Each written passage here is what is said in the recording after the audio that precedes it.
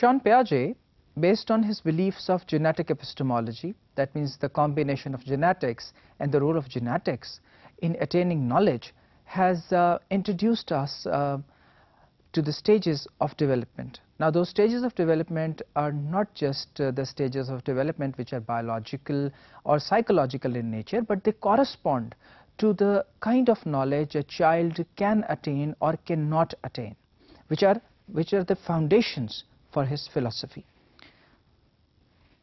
Now, Piaget believed that all children beginning from infancy pass through an orderly succession of developmental stages and substages.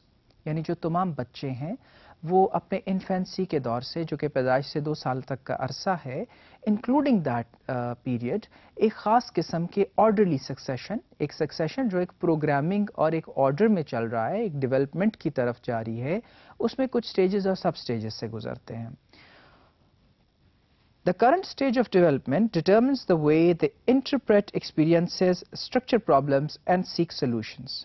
और जो उनकी current development stage होती है उसके मुताबिक ही वो इंटरप्रेट करते हैं एक्सपीरियंसेस को. वो एक्सपीरियंसेस अच्छे हैं या बुरे, वो कोई डरावनी चीज़ है या खूबसूरत चीज़ है, वो कोई अट्रैक्टिव चीज़ है या अनअट्रैक्टिव ऑब्जेक्ट है, या वो कोई चीज़ इंटरेस्टिंग है या डिसइंटरेस्टिंग है, ये सब बेस्ड होते हैं और ये सब मुतय्यन किए जाते हैं उस स्टेज पे. और फिर उसके बाद जब वो प्रॉब्लम्स को स्ट्रक्चर करते हैं कि उनके लिए मसाइल क्या क्या हैं, वो भी अपनी डेवलपमेंटल स्टेज के मुताबिक करते हैं.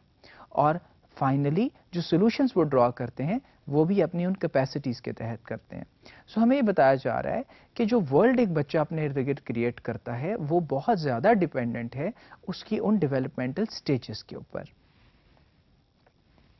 It is therefore important to understand a child's current developmental stage before devising a method of instruction.